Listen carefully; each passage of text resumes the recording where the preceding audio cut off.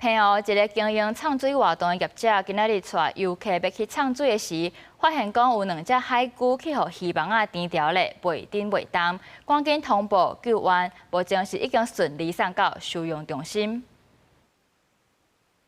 眼睛有沒有好？好厲害！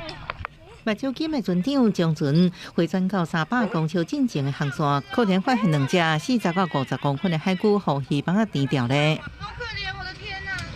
我們說聲有沒有？說聲再說句淒美。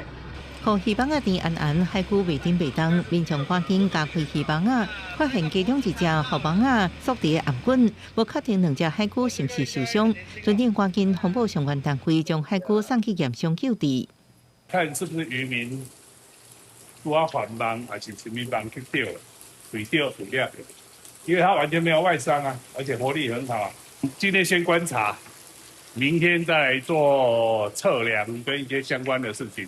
救援海龜的船長是經營澎湖七美南方四島唱水的業者，伊講已經幾啊擺經驗佇海上救援海龜。這2隻海龜，一隻是青龜，一隻是玳瑁。這擺及時救援，避免因在量的過程被嚴重刮傷。不過海底廢棄的魚網仔常常困住真濟生物，和海洋生物除了天敵以外，佫增加真濟生存危機。記者綜合報道。